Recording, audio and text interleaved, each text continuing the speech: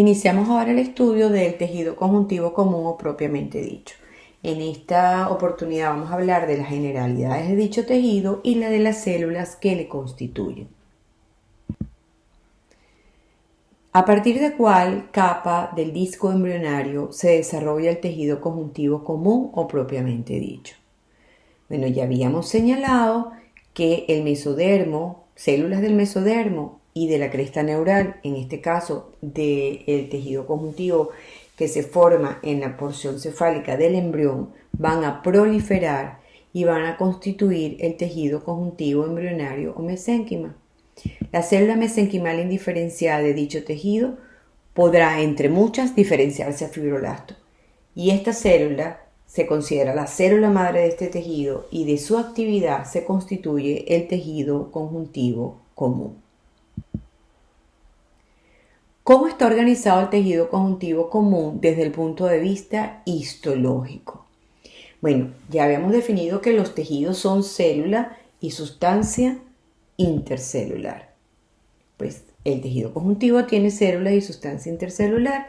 Las células son de dos tipos: fijas o población residente, y estas son células que siempre las vamos a encontrar en cualquier corte de tejido conjuntivo en una mayor o menor proporción dependiendo del tipo de tejido conjuntivo que veamos, y las células libres o población foránea, que se caracterizan por ser células que se pueden ver solamente en momentos muy particulares de ese tejido conjuntivo. La sustancia intercelular, como la estudiaremos, tiene dos componentes: fibrilar, con sus fibras colágenas, reticulares y elásticas, y un componente amorfo, o también conocido como sustancia fundamental, constituido por los glucosaminoglicanos, los proteoglicanos y las glicoproteínas de adhesión.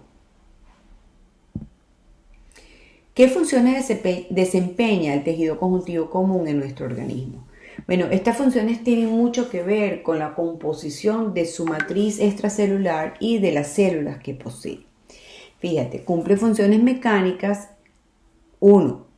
Resistencia a las tracciones por las fibras colágenas que posee. Sirve de apoyo a las células mediante las mallas que constituyen las fibras reticulares. Y permite que algunos órganos se estiren y regresen a su posición original sin tener tejido muscular o células musculares, gracias a la presencia de las fibras elásticas. Cumple con una función nutritiva, ya que, como ya lo hemos dicho antes, a través de su sustancia intercelular amorfa puede difundir las sustancias nutritivas y de desecho. Veremos que en el tejido conjuntivo se encuentran unas células denominadas células adiposas, las cuales son células que tienen un depósito de grasas neutras, las cuales son utilizadas como fuentes de energía. Finalmente, los vasos sanguíneos en el interior de los órganos transcurren rodeados de tejido conjuntivo. La función de defensa se debe a que aprende desde ahora que el tejido conjuntivo representa la segunda barrera de defensa del organismo. La primera barrera de defensa la constituye el epitelio de revestimiento. En el seno del tejido conjuntivo es posible, gracias a la presencia de las células libres, responder con un proceso inflamatorio, es decir, nos protege frente a la infección, y gracias a la presencia de las células, los fibroblastos, con su capacidad de regeneración, hay reparación tras la lesión. Entonces, las células del tejido conjuntivo común, ¿cuáles son y qué características tienen? Como ya lo dijimos, hay dos grupos de células: las células fijas o población residente, las células libres o población foránea. Las células fijas o población residente se refiere a aquellas células que son relativamente estables dentro del tejido conjuntivo. Suelen mostrar poco movimiento y se consideran como residentes permanentes del tejido. Estas pueden ser de dos tipos: autóctonas, y se les dice autóctonas porque se forman en el seno del tejido conjuntivo en desarrollo y provienen de la célula mesenquimal indiferenciada. Entonces ellas son la propia célula mesenquimal indiferenciada, los fibroblastos, los adipocitos y los miofibroblastos. El otro grupo de células que son residentes pero no son autóctonas son los mastocitos y los macrófagos. Estas células se forman fuera del tejido conjuntivo en desarrollo, viajan al tejido conjuntivo y una vez que llegan ahí permanecen o son residentes permanentes del tejido. Las células libres o población foránea corresponde a células de la sangre que en determinados momentos viajan, salen de la sangre y se introducen al tejido conjuntivo para cumplir fundamentalmente con la función de defensa que tiene este tejido. Vamos entonces a desarrollar algunas características de las células residentes o células fijas del tejido conjuntivo común. Comenzaremos con la célula mesenquimal indiferenciada, que ya la hemos nombrado, y vamos a recordar, esto es una célula que desde el punto de vista de su microscopía de luz son células fusiformes con prolongaciones que se disponen formando a manera de una malla y ultraestructuralmente muestran las organelas para la síntesis de productos de secreción, o sea, tiene un RER, un Golgi y vesículas secretorias entre ellos, que son la expresión de una célula secretora, y la presencia de medios de unión tipo nexo entre las prolongaciones. Lo importante de ellas es que tienen un gran potencial evolutivo y pueden diferenciarse a las diferentes células madres de los distintos tipos de tejidos de sustancia conjuntiva. El fibroblasto es la célula madre del tejido conjuntivo común. Por eso se le considera o se le llama la unidad estructural y de origen del tejido conjuntivo. Desde el punto de vista embriológico, pues ya lo sabemos, esta célula proviene de la diferenciación de la célula mesenquimal indiferenciada. Desde el punto de vista histológico vamos a ver que este fibroblasto puede presentarse de dos maneras, como fibroblasto activo o como fibroblasto inactivo. El fibroblasto activo es esa célula que está sintetizando con gran actividad la sustancia intercelular del tejido conjuntivo, de manera que solamente se puede ver durante el desarrollo embrionario o en el momento de que hayan procesos de cicatrización, cuando haya habido una lesión y reparación tras la lesión. Ellas se caracterizan por ser células fusiformes como las conocemos, pero el citoplasma es basófilo y por lo tanto se puede ver bien. En el caso del fibroblasto del tejido conjuntivo, ya que tiene un bajo recambio, este se ve con un citoplasma eosinófilo, por lo tanto no se diferencia bien de la sustancia que le rodea, por lo que este fibroblasto inactivo, también conocido con el nombre de fibrocito, se ve como un núcleo desnudo. Desde el punto de vista ultraestructural, pues es una célula con características ultraestructurales o con las organelas de una célula secretora. Finalmente, es la encargada de la síntesis de la sustancia intercelular fibrilar y amorfo fundamental del tejido conjuntivo, de allí que sea la unidad estructural y de origen del tejido conjuntivo. La tercera célula que vamos a conversar es el miofibroblasto.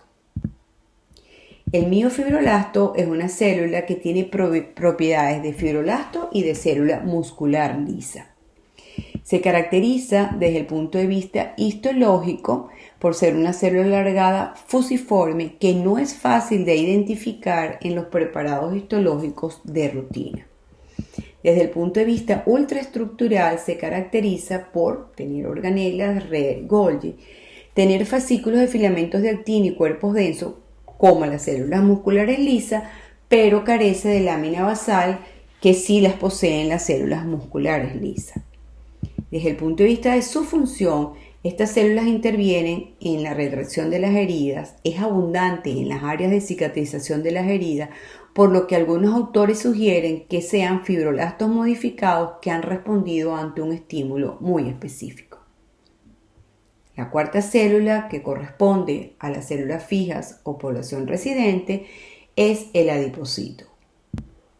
Los adipocitos son células que se encargan de acumular grasas como fuente de energía o lípidos como fuente de energía.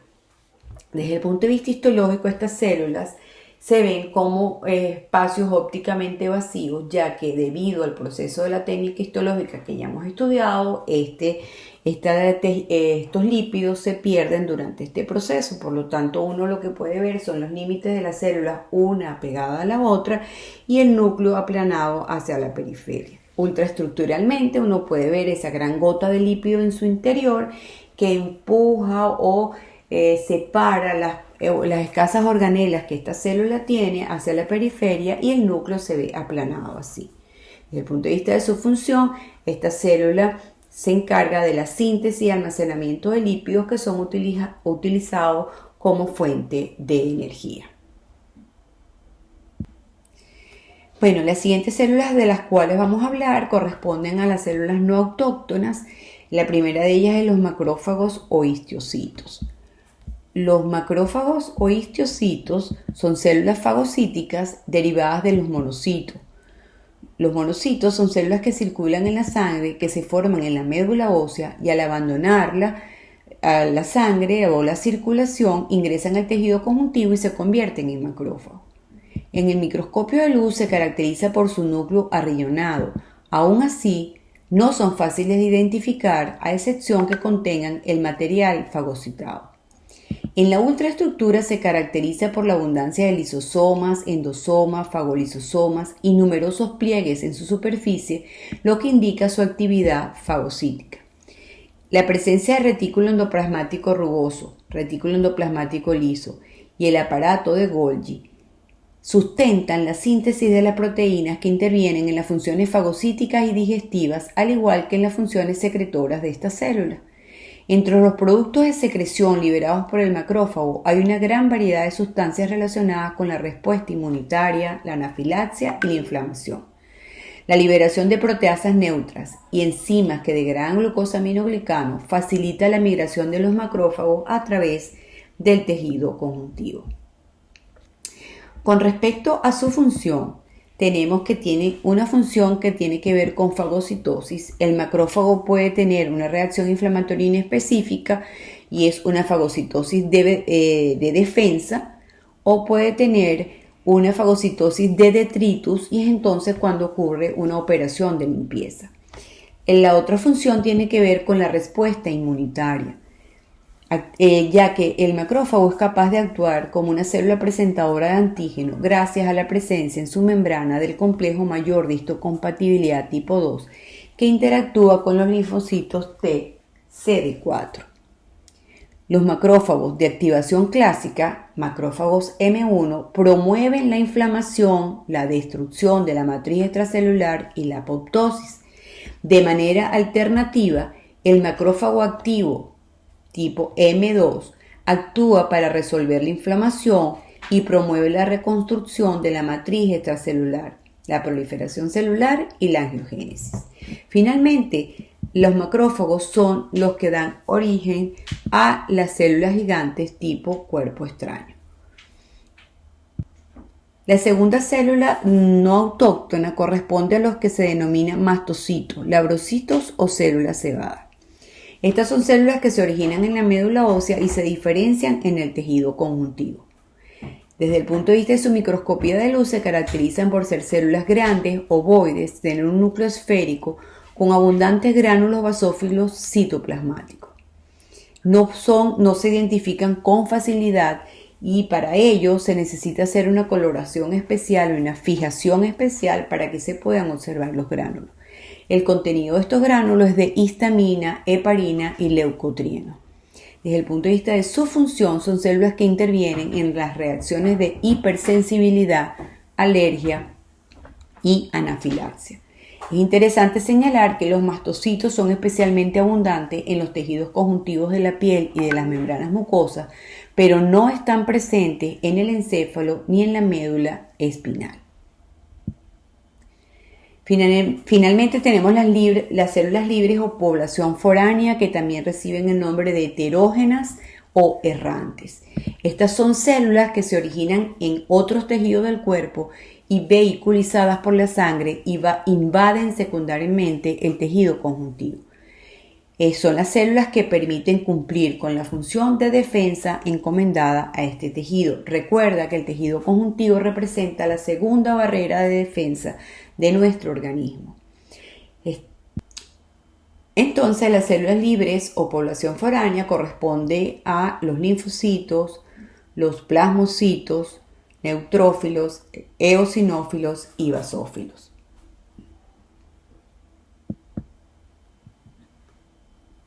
¿Cómo clasificarías las células del tejido conjuntivo de acuerdo a su función? Nuestra próxima clase será tejido conjuntivo común y hablaremos de la sustancia intercelular amorfa.